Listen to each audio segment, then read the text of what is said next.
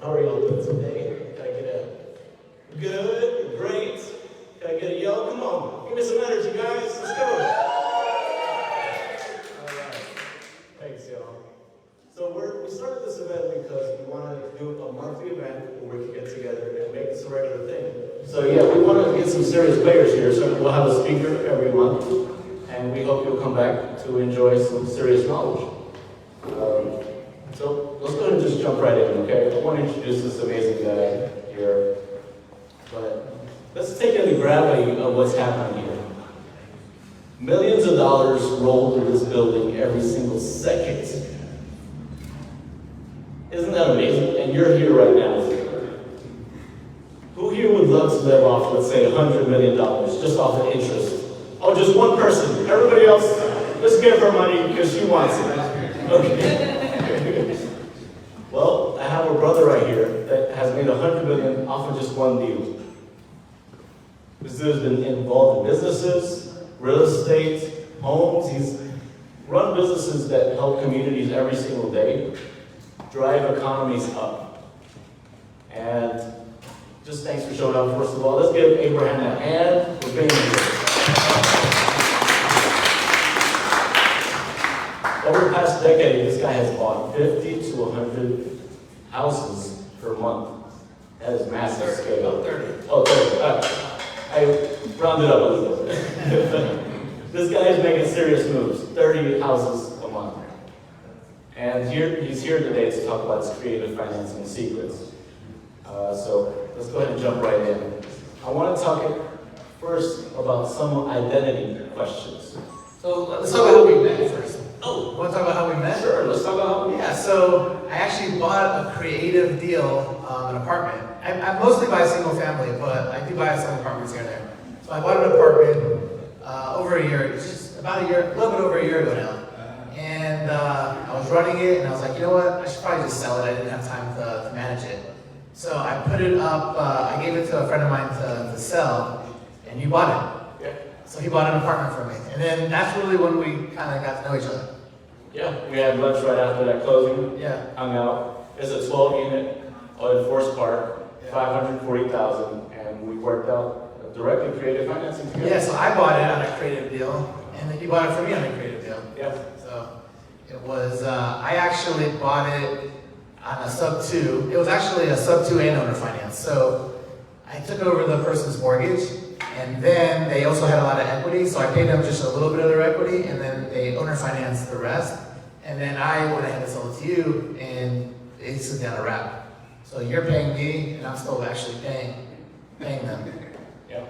So people that might not think this stuff happens every day, it happens. It might just be your network that needs to be expanded, but it's out there. And you can owner finance this stuff. You don't have to go to a traditional bank. Be like, please work it out. It works out. So a lot of people think that real estate is a straight line, straight to millions, straight to billions. But you actually started out at an interesting place, sports cards. Can you talk about how you went from sports cards to buying houses, what that journey was roughly like? Yeah, sure. So when I was young, I collected sports cards. I was big into sports. I love sports. And basically when I turned 15, I turned into a business. So I started going to baseball card shows. I started selling online and just started making a little bit of money, then more money, and then I just got better at it. And then I just started making a lot of money, and I turned it into a business. So all through high school, that's what I did to make money. And from there, at these baseball card shows, other stuff became popular, and I just got into other stuff. And then eventually, so I was 15 when I started baseball cards. I started buying property when I was 22. I just started making I had like a lot of money saved up by then. And a lot of my friends were like, well, you should put your money into real estate and have multiple income streams. And also, there's a lot of good tax write-offs with real estate. So I went ahead and I bought my first house to live in, and then like right after I bought like 3 rental properties. And from there on, I've just been buying, selling, running businesses, and just doing tons and tons of real estate. What are some of the deals you bought coming out of the crash in 2008 that involved creative financing? Yeah, so that's the really crazy thing. I buy tons and tons of properties for cash all the time, but when the market starts going down, it makes it very hard to buy properties for cash because people just either want too much or it's just hard to resell it. So every property I pay cash for, I'm really fixing and flipping. I'm buying them short-term fix and flip. They usually take 4 to 6 months. But when the market turns, like right now, it's very hard to get a lot of properties at a good enough deal to where you can fix and flip it. So what I've changed to, I used to buy like 80+% cash, 20% creative. Now I'm like 80% creative, 20% cash. So when the market turns, you just gotta start buying creative deals, and you can still pay people a higher price for stuff because you can cash flow on it. So back in 2008, 9, 10, when the market just went to crap, I was able in the beginning to still pay a decent price for homes using creative financing, using owner finance or sub 2 mostly because people have these mortgages that they need to get rid of instead of getting foreclosed on. So I just would just take over the mortgages and I pay them $1,000 just so I gave them something because the equity wasn't really there.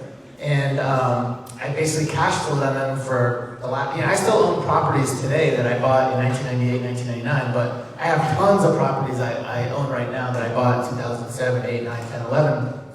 And there was no way for me to buy them and sell. Most people were making fun of me. They're like, why are you buying a property for $100,000 when it's only worth $70,000? This is back in the crash. And I was like, well, I'm taking over this great mortgage at a really good interest rate, and my mortgage payment is $600. I could rent it for $1,000. I'll just keep renting it. I'll make $400 a month, or minus my expenses.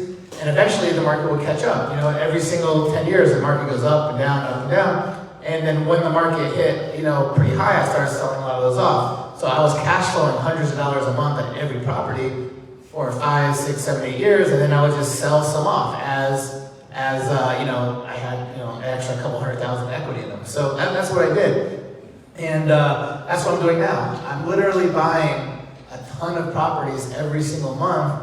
I'm subject to, which is basically keeping the mortgage in place that the person selling it, just taking over their mortgage, and I'm cash flowing. So I have a lot of rentals that I do that with, and then of course a lot of seller finance where people own the home free and clear, and they just want more money for it, or maybe they don't know where to put their money, or maybe they're trying to save money and not paying all the taxes up front, or whatever else. And a lot of the homes that I'm buying on creative deals, those are the ones that I'm keeping long term. So all the ones I pay cash for, I fix and flip and sell, and then all the ones that I do creative deals, I have about a dozen different exit strategies. Sometimes I still sell them, but usually not. Sometimes I'll fix and flip them. Sometimes I'll rent them. I'll lease purchase them. I have a lot of rooming homes, pad splits. I just met over here Blake, so I'm definitely gonna get with her and do some pad splits with her. But pad splits are just like rooming homes, so I have a bunch of those. I have Airbnbs, midterm rentals, duplexes, all these different things. So you can just make a lot of money when you do it. So I actually started buying stuff all over the country over the last couple of years. I used to only pretty much buy in Atlanta, so like almost everything I have is in the Atlanta area. But now I figured out a way, by the way I figured out how to buy stuff all over the country was by going to different meetups like this. So I went to a meetup, and there was a guy, Vince Lanza, if you're in sub 2, you know who that is. He was speaking at this event, and he's like, man, I do creative deals all over the country. I'm like, well, where the hell do you live? He's like, I live in California. I was like, you have shit in Indiana, Minnesota, Alabama, like how the fuck do you manage it? And we talked, and he showed me how, and I was like, shit, if he can do it, I should be able to do it, right? And the truth of the matter is, if I can do it, you can do it. If he can do it, everyone can do it. It's not like it's magic, so you just gotta understand. So I learned how he does it, and now I do have properties all over the country. So that's pretty much the... Okay. Now, what about, do you ever come across a scenario where your capital was tied up and you had to raise extra money? What did that look like? Yeah. So luckily, when I was young, I made a ton of money. I actually had $1 million saved in my bank account by the time I was 19, just off baseball cards, strictly on baseball cards. But $1 million only goes so far. How many properties can you buy? So there are lots of things that I started buying that I needed millions of dollars for, 5 million, 10. So I always had to raise money. So I'd raise money a bunch of different ways. My favorite way is the owner finance. So a lot of businesses, I buy tons of businesses. I own probably like 35, 40 businesses right now, a lot of them in Atlanta, but also all over the country, and tons of real estate. So owner finance is my favorite, but if I can show someone it's a good deal that I'm buying, there's plenty of people that will invest in it. So you just have to show somebody why you can give them a good investment, give them a good return, and that their money is safe. Having their money safe is probably one of the most important things because everybody wants to make as much as possible, but the most important thing is that they don't want to lose their money. So if you could convince them and show them how their money is safe and how they're going to make a lot of money, that's how I get money. And by coming to these events, talking to everybody, posting a lot of stuff on social media, everyone should be posting a ton of stuff on social media, and showing everybody all the good things you're doing in your life. It doesn't matter what it is. People, the more positive you are, the more people is going to loan you money. People will trust you more if you're positive. So just post all your good stuff, and believe it or not, once you need money and you find a good deal, it's a lot easier to come up with money. Yeah, that's kind of a thing we kind of put ourselves in is raising capital is that's hard. I got to talk to a lot of people, I might get rejected. But what's funny is that I thought if I raise enough capital, I just get one deal. Like when I left my job, I made $161,000 off of one deal. And I was like, I'm sick. But then I got 3 to 4 flips in, and I was like, I need to raise capital. So I could have started raising capital before I left my job and then ahead of the curve, but my personality, my characteristics, I might get rejected, kind of held me back. The richest people in the world borrow more money than anybody else. Like, you can't get to that level without borrowing money because no matter how much money you have, you're always going to run out of money. There's only so much you can do. So you have to, that's really important. Obviously, you do multifamily mostly, and multifamily, that's like the biggest part of multifamily is raising money. Yeah. I just got to touch on a personal aspect to you. In the three meetings we've hung out together, notice you have a straight up candor, formal talking, which is rare today. Have you always had that, or did it start somewhere? And I just say whatever the fuck comes to mind. I mean, like, I don't, like, nothing's planned. Like, whatever makes sense, I just kind of talk basically however you ask me, that's whatever I'm thinking. Okay, cool, man. Yeah, if you don't have straight up candor, you might not be candorous with yourself. You might not be real with yourself, so that can't get you to the next level if you're not real with yourself. So I really respect that in you. I mean, if you're not like that, people will feel that through you, and they will feel like you're hiding something, and they won't be able to trust you, and if they can't trust you, then you can't do deals with them, so you've got to just be yourself. Yeah. Speaking of candor with other people, partnerships. It's dicey. While there's immense value in someone else leading certain efforts, so you can focus on what you do best, the capacity for disagreement is so much more, which could be awkward for people. How do you advise someone find and manage business partners? Yeah, so if you know me a little bit, I have partners in like 95% of my businesses. I couldn't run businesses, I couldn't have as many businesses without partners. So partners are crucial to me. So we can get into a few things, like how to protect yourself with partners, how to find the right partners, but also why partners are important for me. So I would say half the people I talk to wouldn't want partners and won't do good with partners no matter what, and then the other half need partners. So it's not really like a right or wrong, it's based on you. What I've noticed is everybody is good at either being creative and innovative, or they're really good at putting things together and processes. So I suck at the processes, I suck at all that stuff. So if I had to run the business and do that with the creative stuff, it would take all my time, and I'd have one business instead of, I've had hundreds and hundreds of businesses over the last 20, 30 years. So I couldn't have done that without partners. So when I first had my first businesses in my teens and my early 20s, I didn't have partners. And then once I started having partners, I realized I could do so much more. It's better to do, for me, to have 10 businesses that I own 50% of, making, $100,000 per business, than it is to have one business that makes $300,000. I'm making so much more. Plus, having a partner for me makes me be able to not do what I don't like to do or don't enjoy doing or what I'm not good at. So I always find a partner that's good at the things I'm not good at. I wake up every morning, I can't wake up, I can't ready. I mean, I want to wake up so bad. When I go to bed, I'm like, I can't wait for the next day because I know everything I'm going to do is going to be so fun, stuff I really like to do. And if I had to do all the integrator stuff, I would never want to wake up in the morning. So basically, so that's really important. You make sure you do the stuff that you're good at, the stuff that you enjoy doing. and you can just do so much more, make so much more money. A lot of people are like, well, I want to give half of it away or a third of it away or two. But you know what? If you could do way more and you can do only the stuff you enjoy, it's worth it. Now, some people don't get along with people. So how do you decide who's a good partner? You should always get people that you know to some degree, that you're friends with, that you've worked well together with other stuff. But you should also protect yourself with partners. So the way that you protect yourself with partners is you have an operating agreement, and in the operating agreement, it shows basically everything that happens if something doesn't go right. We can get into it, that's a long thing, but there's like a whole bunch of stuff in the operating agreement. What happens if you don't agree on all these different things? But that's how you protect yourself.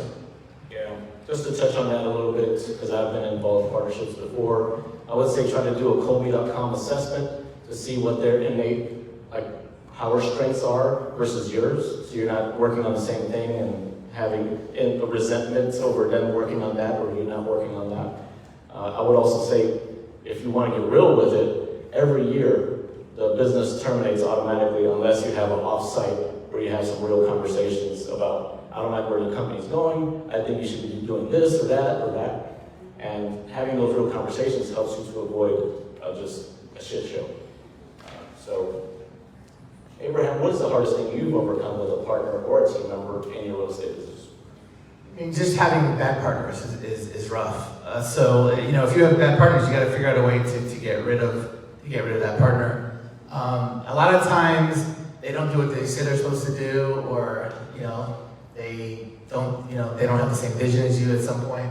So you just got to figure out a way to distance yourself. Either sell your share, buy their share, or sell the business totally. So I mean, those are some of the tougher things. I've had some bad partnerships, of course.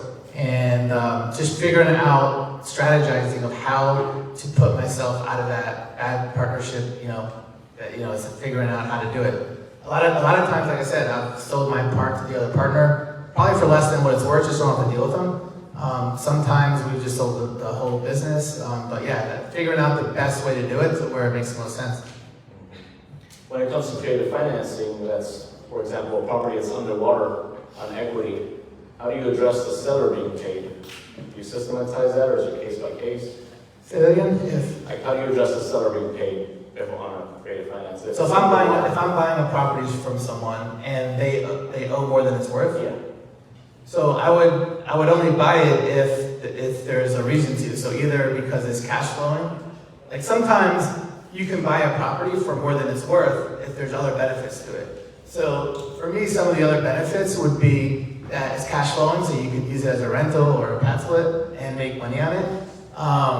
Or sometimes it might be like a 0% interest or a very low interest rate, 1%, 2%. I even have loans with banks that are like 2% interest rates. I think I even have one that's like 1.8 or something crazy. So on those, you're building so much equity that it'll catch up. And again, you just got to figure out a strategy of how you could not lose money on it until it catches up, and then you make your money. So that's pretty much what I would do. Okay. So in some of those cases, you might be benefiting them by saving their credit from a foreclosure. Oh yeah. So the benefits for somebody to sell it instead of getting a foreclosed on or something. Yeah, I mean, I bought tons of properties from people that were literally about to get foreclosed on the next day or the next week, and I mean, I helped their credit so much because if they get foreclosed on, their credit just goes to shit. It's probably bad. But once I buy it and I keep making the payments, every single month their credit goes up. So, I mean, that helps them a lot. Mm-hmm. Yeah, that speaks to a gem you just mentioned at the beginning of that. You could actually get the auction list and a week or two before skip trace all of them. Yeah. Being like, hey, we could help you out. Figure out a subject to right now. I would do it more than a week or two before, because then you're rushing. Exactly. But I mean, you could do it. You could stop foreclosures the day of. Like, you could technically stop it up until the second they start announcing that property. Yeah. This is more technical, deep technical. How do you take title on a property without setting off the due on sale clause for creative financial? Yeah, so the due on sale clause basically says that if you sell a property to somebody on a sub-2, that the bank can call the loan due in full. If you change ownership, like the deed changes names, but you keep the loan in your name, they could call it. So the way that you avoid that, so just so you know, I own hundreds of homes, sub-2, throughout my life. Right now I own over 100, but I've owned hundreds. I've never had a deal on sale clause called. I know like people that own thousands and thousands collectively between a whole bunch of people. I've only heard of it called, a handful of times. So I have heard of it called, but it's super rare. Like literally way less than 1%. So the way to avoid it is, there's 4 reasons why the deal on sale is called from what I've seen. Either people aren't making payments, so the bank's like, well, what the hell's going on? Or if you let the insurance lap, that's their collateral, so they want to make sure your insurance doesn't lap. Another reason I've seen it, like really small banks, I've seen sometimes call deal on sale. I've never really seen like a Bank of America or Chase, although I have heard Wells Fargo do it once, but it's very super, super rare, and they reversed it. So you can still reverse it. And then of course the last way is where I've seen it get called is, this is like in contracts when you buy something from someone, you gotta make sure, but I've had it to where somebody sold someone a house, and then all of a sudden, a year or 2 later, the property is worth a lot more, or the person that sold it, sub-2, was like, oh man, you're making more money on the property than I thought. I want you to give me another $10,000. This is like way after they sold it, like a year or 6 months, 2 years. And they'll basically threaten them. If you don't pay me an extra 10 grand, I'm gonna call the bank and tell them that I don't own the property. And so that's another way. Like if the person that owns the property, calls the bank and just makes a big hassle about it, and look, I sold the property, call it due. That's another, but that's also super rare. So once they do call it, if it does get called, even though I've seen it called a handful of times, most of the time I've seen the person be able to talk to the bank and reverse it. So the bank really just wants to get paid their money, and as long as you can convince them that, look, the bank's in a better shape, the bank's in a better shape by having me own it instead of the other person, because I'm actually going to pay. There's different things you could say, but I've actually had a commercial property I bought like this, and the bank found out that I bought it and actually called me and is like, I'm happy you bought it because the other person wasn't making payments. So they actually just switched in this particular case, they switched the loan into my name instead of the other person's name, but they're like, yeah, cool, I'd rather you have it. And they even gave me a better rate. Wow. So, it's just a matter of, a bank you can still negotiate with. So, they just want their money. By the way, it's really bad for a bank to foreclose on a property because it looks really bad. There's only a certain amount, the government gives the bank a certain amount of money, a certain amount of spending power based on how much people deposit in their bank. And the more loans that they give out that get defaulted on, and foreclosure is a big one, the bank, the government won't give them as much power. So the banks don't want to foreclose. It's not like they're like, oh, good, foreclose, I get the house back. They don't. That's not really what they want. They're not in the real estate business. They're in the loan business. They want to get that money, keep them. Yeah, and it's also a cost for them. I think I've heard that 20 grand just to foreclose a property. Yeah, it depends. I mean, I actually foreclose on people because I loan money to people, and if they don't pay me, I foreclose. It's like you could probably get a deal for a few $1,000s or more, depending on how hard the foreclosure is. The banks have a much different process than a regular person that loans money, but yeah, it could cost a lot. Yeah. If there's not enough equity in it, they'll lose. The bank will eat whatever. So guys, in the 15 years I've been in this, I haven't heard one real estate coach talk about 4 ways to mitigate due on sale, and this guy just dropped those gems, so that was amazing. So, to move on, how do you protect yourself? Let's talk about contracts. Do you have attorneys prepare everything, or do you have a system that's already automated? For all Yeah, so protect myself against what? Creative finance. Oh, creative finance. So I have some ironclad contracts that I do before I buy the property. So on owner finance, it's not a big deal because it's the owner and you, there's not much that can go wrong. But on sub-2, where there's a loan in place by the bank, yeah, we have some really ironclad contracts. And I'm in Peace Mortgage sub-2. I joined that when it first started in 2020, and I got a lot of his contracts, and then they were more focused for Arizona, but over the years he's tweaked them for other. But I have, what's crazy is his attorney, his real estate attorney, has an office in Arizona and in Atlanta. So I'm friendly with the one that's in Atlanta, and he just tweaked everything for Georgia for me, and I just use those contracts over and over, and then any single time that somebody brings up something, they've already signed when we close. All the stuff that they're saying is bullshit because like I make them sign. Why, I actually, let them know all the different things that could happen that they sign off on, and then I actually have a paragraph like, why are you selling this stuff too? How do you benefit from it? And they have to write it out. So like if they ever say later on, I tricked them, like, well, you fucking wrote this out. You just said the reason why you did it, and the reason why it benefited you, and the reason why I needed you to do it is because of this. So that there's actually a couple sentences they have to write in that contract. But there's literally like 25 different things they have to sign off on, that all these different things that could happen, and that they know that. They have to write essays for Abraham Best. One essay and a bunch of initials. That's amazing. That's awesome. Way to way to protect yourself, Abraham. Man, so we just covered a lot of ground. I want to take questions from the audience in case anything want to be asked from you all, especially all the details we just covered. Oh yeah, sir. How are you? I'm awesome. How about you? Doing more awesome. Doing more awesome. By the way, whenever somebody asks me how I'm doing, or if I ask somebody how they're doing, somebody asks you how you're doing, you should always say something like better than anybody else says. You should always say, I'm doing unbelievable, I'm doing awesome, I'm doing fabulous. That's what you should always do, because that's how you get people to like you more. That's how you get people to want to hang around you more. That's how to get people to see, oh man, this is a person that I want to do deals with. So it's really important. Like no one has ever asked me in the last decade how I'm doing, where I didn't say, man, I'm doing just fucking awesome, or I'm doing unbelievable. So I don't ever say I'm doing good or I'm doing average. Or I go, so just something to keep in mind. Always be extra positive. That's just something so stupid that anyone could do. But I have a lot of things like that. That's just one. How do you locate your properties?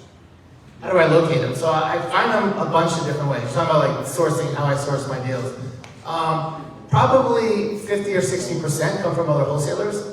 I have my own acquisition team in my office that gets a lot of stuff. I actually own a home investor franchise that I get a few from, but that's like not that good really right now. I have a lot of attorneys that call me, that they see deals that die. I have realtors that call me, especially now I get a lot of realtors saying, look, I have a property on the market. It's been on the market for 5-6 months, I can't sell it. What can you do with this? Either buy it for a lower price, or more importantly usually is how to come up with a creative way to buy it to where the seller's getting what they want. I get a lot of deals also just by posting tons of stuff on Facebook, Instagram. Social media is so important. Like literally, I get, like when I was buying, 30 homes a month, I'm probably buying a lot less now. But like for the last 2-3 years, up until like 6 months ago, I was buying a home every single day.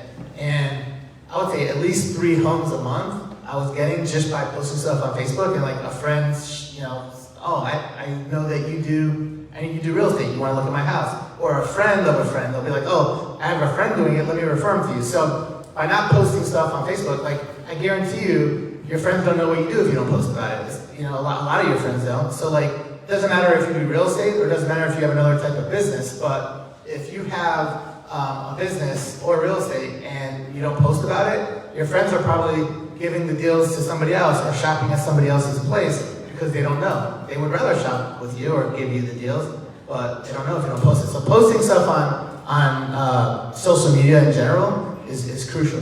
But those are a lot of the different ways I would get deals. Yeah, that brings up a good point. Y'all want to know how I raised about $250,000 just from one person related to social media? Is that something y'all are... Okay, I'll just forget about it. Okay. So, this guy, I knew him for like 10 years, and we had lunch twice in that span of time. And I would post random little things on my social media, my Facebook, and I was like, why does this guy trust me with so much money in this fund, the Affordable Housing Fund? And I was like, oh, of course, I've been posting videos randomly on social media, so he actually trusts me, has a longevity to the relationship too. So there's that. It's just so important to just keep people apprised, even if it's just one video every few months. It's a massive value. Yeah, the more the better. You should post every week stuff, because that's when people will know that you're doing, how you're doing and that you're there. Yeah, even if you're just looking at a property. In today's market, what would be considered a good deal?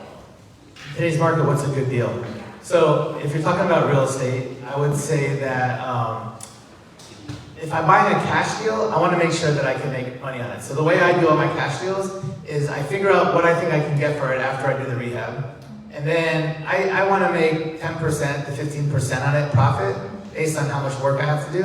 And then I know that it's going to cost me about 20% in fees. So like between realtor fees at 4 to 6%, between holding costs, closing costs, if you borrow money, all these different things, they're going to cost you. So what I like to do is like figure out a home. Let's say it's a $100,000 home. I know that it's going to cost me 20% between all the fees, and then I want to make 10 or 15%.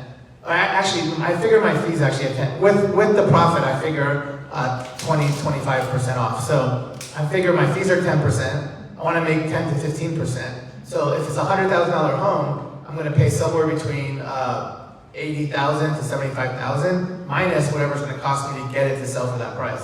So I figure my fees at 10%. I figure my profit 10 to 15%. So on a $100,000 home, I take off 20 to 25%, 75 grand. If you need 10,000 rehab, I'll take another 10,000 off. So I'm at 80, 75 minus another 10. So I want to make 10%. 15% if I have to do like more than just, depending on how big the rehab is. I figure the bigger the rehab, the more money I need to make. Yeah. Being able to break down a deal in 60 seconds or less is also a great way to raise capital, just as a heads up too. On a creative deal, the way I'll buy it is I want to figure out what my entry costs. How much am I going to have to come up with up front? And how much money can I make every month? So like on rentals, I try to make sure I can make $300 is a good average. So if I can make $300 cash flow, then I'm good to buy that creative deal. Depending on how much money I need to come up with. Most of my creative deals, I pay somewhere from zero money down to 10 to 15%. Once you get to like 20%, they have to be really good deals. Anything more than 20% down on a creative deal, you just gotta get a really good deal on the property. Meaning that I could buy creative deals for 10% down or less, hopefully, and I can pay full price for it. I can pay 100% of what it's worth. But once I start having to pay more than 10% down, 15%, 20%, then I need to start buying it for 90%, 80%, 70% as a cash deal. So once I'm like in the 20, 25% down, 25% down, I almost look at those deals as a cash deal. So what do I mean by looking at it as a cash deal? A cash deal means I have to buy it at 75% of what it's worth. Or on a creative deal, if I'm putting 10% or less down, I potentially could pay almost full price if it's cash flow. So the more money I put down, but I need to have a certain amount of cash flow as a rental.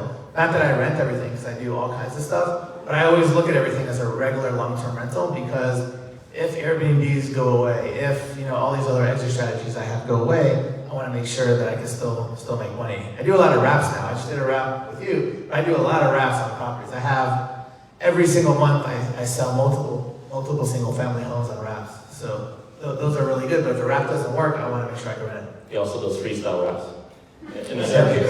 Yep. What would you tell somebody when you started wholesale?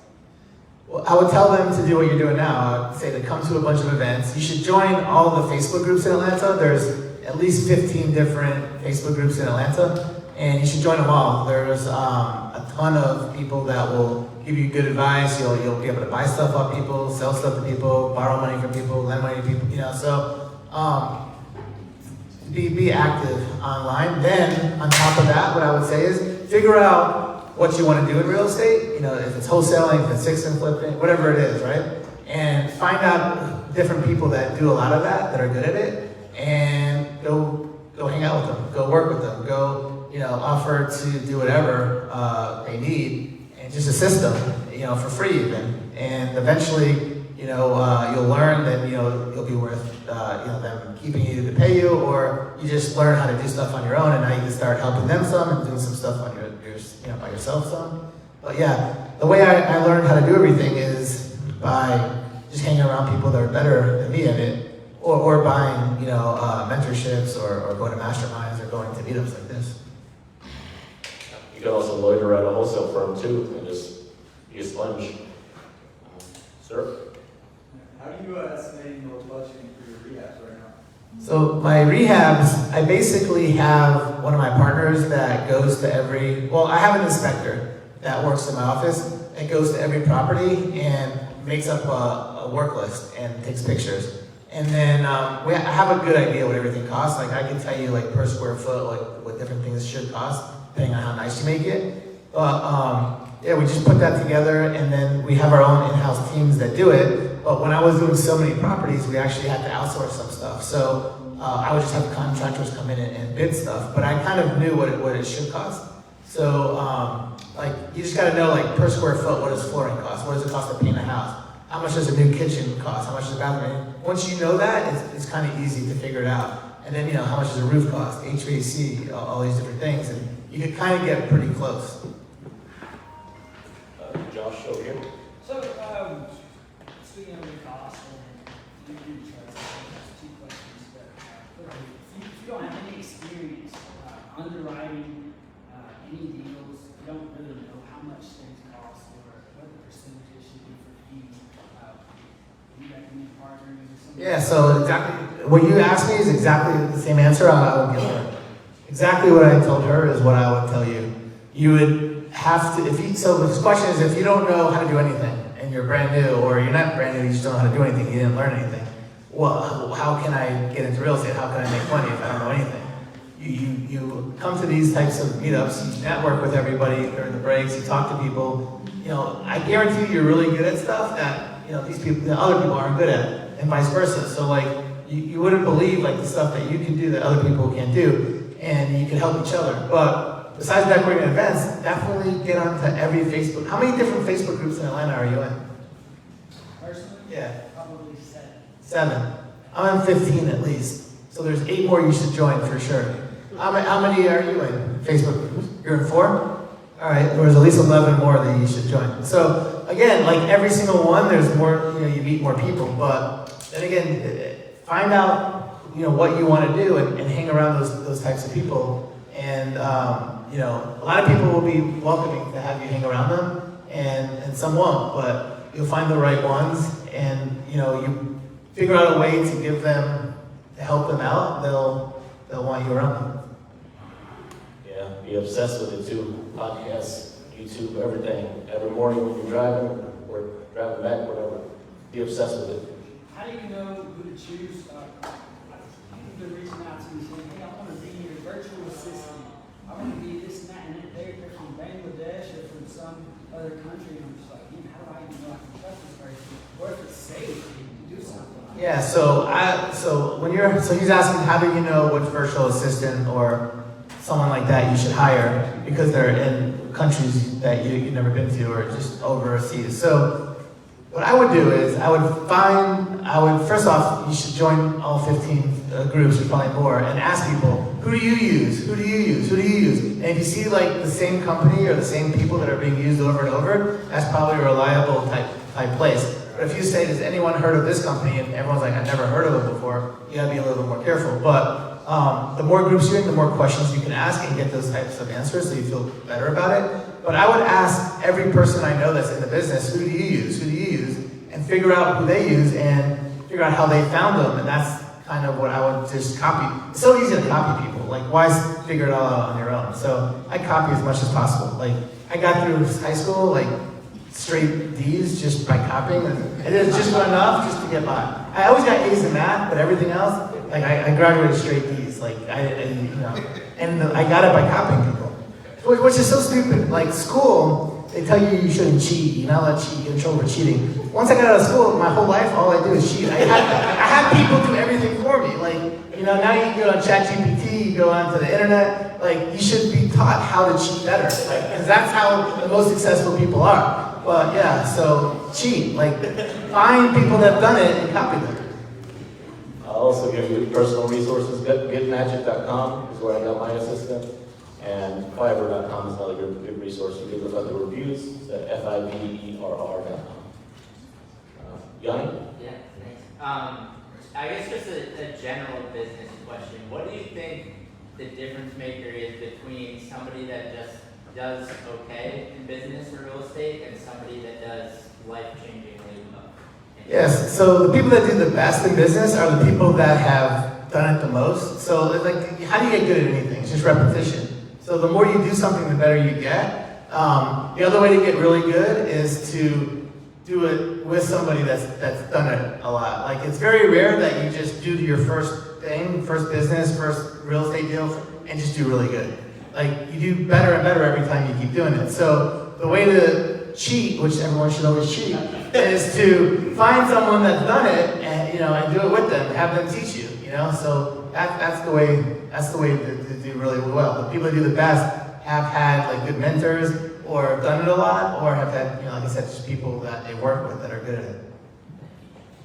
I had the pleasure of seeing the international world champion of public speaking, 2012. So he did a training for about an hour, and it was amazing. And he said, what differentiated him from the other participants to win the championship? And he said, I just trained like a champion. I wasn't inherently better than anybody else, but I did 20 speeches a day for a year straight. Like, I was That's another big thing, actually, mindset. Like, if you really believe you can do it, and you really, put your effort into it, those are the people that do really good. If you do something half-assed or don't really think you can do it, you're gonna not do that good at it. So like, basically what you're saying is it's like almost like a mindset thing to some degree. Yeah. But my mindset's huge in being able to be successful. Anybody else got a question? I promise this is my last question. During this session, I got about 15 more to ask you applicants. Ask away. That's what I'm here for. Okay, one other point, I'm just gonna piggyback off what you said. You can't be afraid to fail as well. I failed more than anybody. I failed. Like, you only see people that know me. They only really see the stuff that I do good at. But like, yeah, to do good at all those things, I failed a million times, right? Just like any sports athlete. How bad were they when they kept shooting the basketball or throwing the football? They sucked, and they just get better and better until they're like the best now. Well, that's man's biggest fear is fear of failure, okay? But you'll never succeed if you don't have a few failures along the way. So I'm gonna segue into this question for you. You mentioned earlier about taking over mortgages.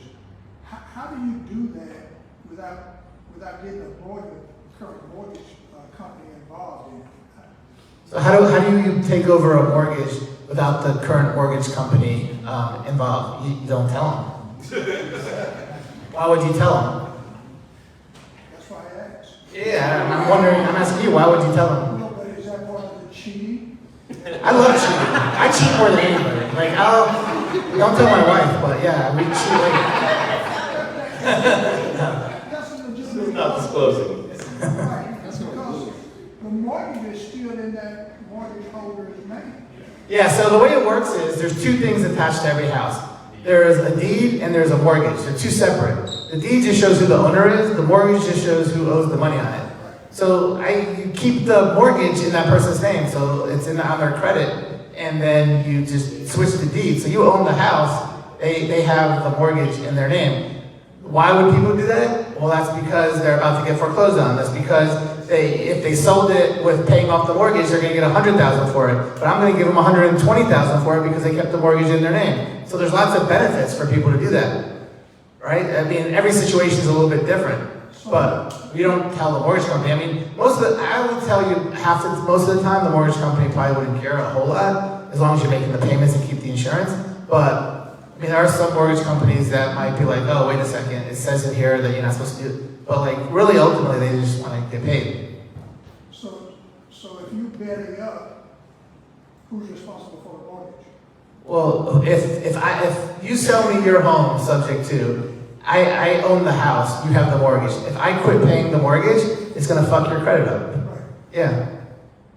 So you've got to make sure when you sell a home to somebody on a subject to, that you are selling it to someone that you trust that's going to keep paying it. But more importantly, what I do is every time I buy a property on a subject to, I basically tell the person, look, if I ever fuck up and don't pay, and I'm 60 days behind or whatever else, I'll sign the house back to you. You'll get the house back. So, now whatever down payment money I gave them, they get to keep. Any rehab I did, they get to keep. Any appreciation, they get to keep. And they get the house back. So if people bring it up to where they're concerned about that, I make them feel very comfortable in a lot of different ways. Like for instance, they'll say, well, wait a second, if you don't pay, it's gonna fuck my credit up, and you own the house, and I just have it in my name. I'm like, well, the best thing that can happen to you is that I don't pay. And they're like, what the hell are you talking about? Well, first off, as soon as I buy this house from you, I'm giving you 10% down, whatever. I'm giving you 20,000 bucks.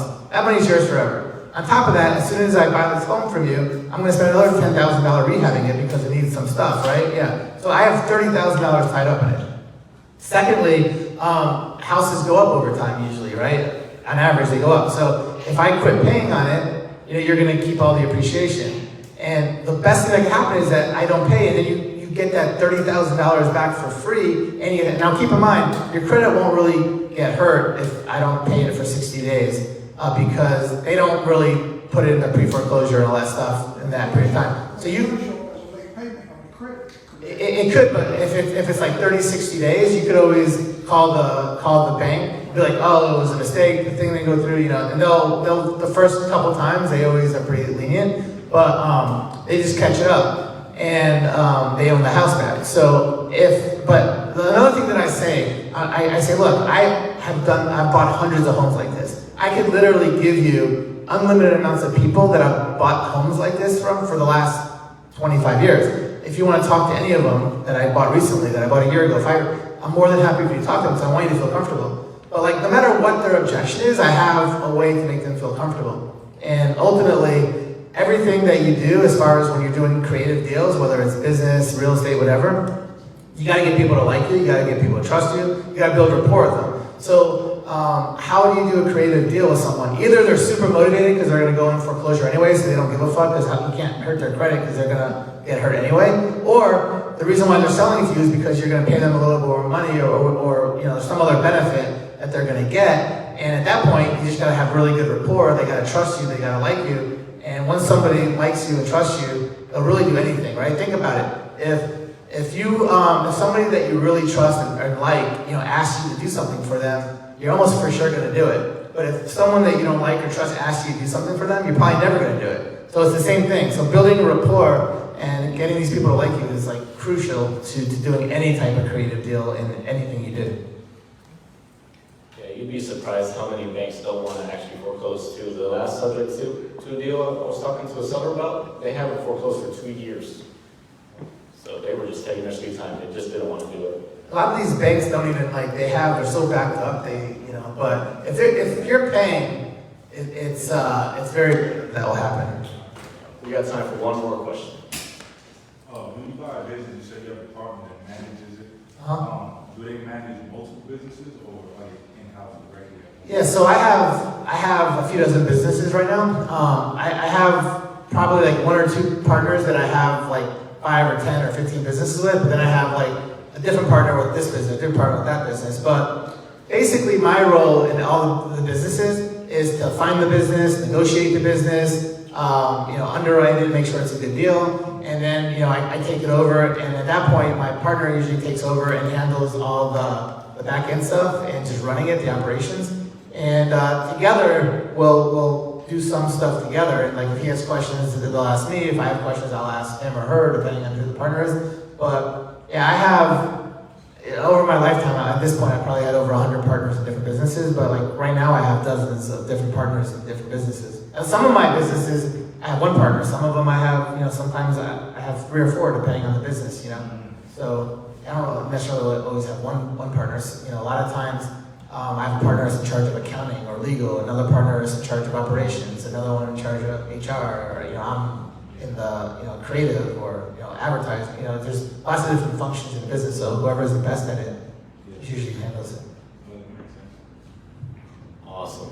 Thanks so much. That was amazing information you just shared. And another thing I didn't mention before, this guy charges $3,000 to start to join his events. And y'all got the pleasure of just hearing. I do 3 events. They're long.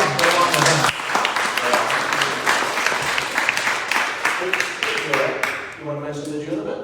Oh, no, I do like creative business buying events. I teach people how to buy businesses without using any of their money or very little, and really profitable businesses that make millions of dollars. And I show people all these different ways how to find them, how to finance them, how to run them, how to do everything. And yeah, I do those a few times a year. So I just had one in Tampa, and my next one's in June. But yeah, if you're ever interested, just hit me up. Everyone here should be friends with me on social media, Facebook, Instagram, all that stuff. And then the main thing I've been doing, like 7 or 8 months ago, I started my YouTube channel. So I post like at least 2 videos every single week, teaching you like how to do better in business, life, real estate, whatever. So it's just my name, Abraham Gray, and you should definitely subscribe and watch those videos, especially the ones that interest you. I'm a little bit funny in some of them, so it's not super boring. So we could become friends with you on Facebook. How could we become your BFF, Abraham? Sell me deals, make money with me. Shit. People that make money with me are my wholesalers. Give them some deals.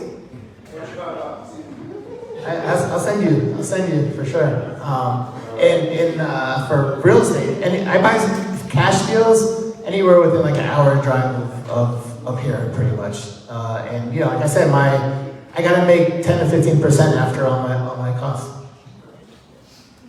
Cool. And I totally forgot to mention what I even do. I run Common Walk, my affordable housing investment firm. We have a fund where we're raising $10 million to give 12 to 20% returns to investors. That's cash on cash returns. So we want to help communities to raise up wealth and also raise your own pockets wealth. Let me know. I can schedule some time with you one-on-one, grab some lunch or coffee. We'll talk more about it. You mainly focus on multifamily. Yeah, affordable housing only. So 99% of my rentals are under $1,000 a month. So it really helps people get a leg up on life and build wealth from there. You have like crazy returns. You do like 2% rule. Like most people are lucky to do the 1% rule. Oh yeah, so I target the 2% rule. So if you buy a property for $100,000, it should give me back $2,000 a month. I only do that explicitly, which is why I know so many wholesalers, because 1 out of 100 actually hit that rule. They trust the network with my wholesalers, hit it up every single time. But the property you sold me is actually gonna just destroy that, because about 5 years from now, it should make close to $200,000 a year. $200,000 a year. Yeah. So what Because I'm percent? gonna make it 16 units. I initially bought it at 12 units.